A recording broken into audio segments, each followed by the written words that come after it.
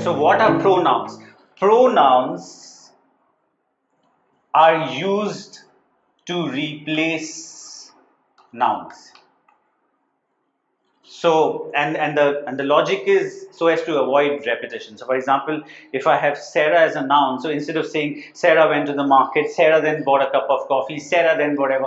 So instead of doing that, I replace Sarah with a she, and it becomes probably less repetitive. So that's the logic of pronouns. We use them to replace nouns. So what is important to understand here is that since pronouns replace nouns, basically everything that a noun does, a pronoun does. So more or less they are the same thing. So keep that in mind. Okay. Now types of pronouns. So first one is called a personal pronoun. Now again, just like common nouns versus proper nouns, the best way to understand personal pronouns is to compare them with indefinite pronouns.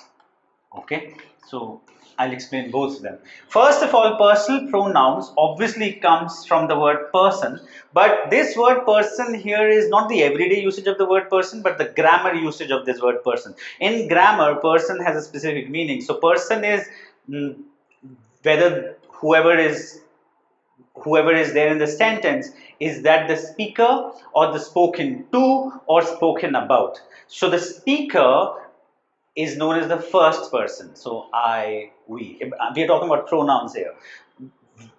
Because if you compare it with, let's say, nouns, okay, to a noun, it doesn't matter whether it is the speaker or the listener. So for example, Jack, let's say little children, when they talk about themselves, they use their name. So Jack wants ice cream.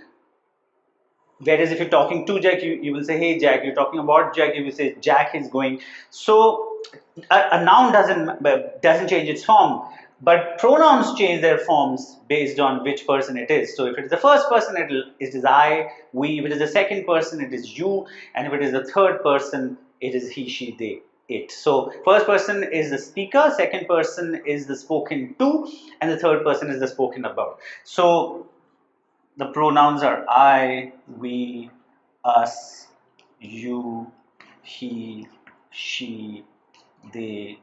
Okay, so these are personal pronouns. Indefinite pronouns, to explain this, first of all, they are contrasted. But to explain this, let me tell you one more thing, which is, we know that pronouns replace nouns. The noun that a pronoun replaces, that noun is known as the antecedent of that pronoun. Okay, so for example, if I say, let's say, Simran went to the market, there she bought an umbrella. So what is she? So she is used instead of Simran now. So she, Simran is the antecedent of she. Okay, so that is the meaning of antecedent. Antecedent, just in case you want extra information, comes from ante and cedere. This is the prefix, this is the root. Ante as a prefix means before, and cedere as a root means to go or to come. Okay, so that which came before. So that is the antecedent. So what is an antecedent? Antecedent is the noun for which a pronoun is used. Now, the difference between indefinite and personal pronouns is that personal pronouns have a definite antecedent. So if I say she, I'm using it for Simran. So Simran is the antecedent. Whereas indefinite pronouns, okay, they do not have a definite antecedent.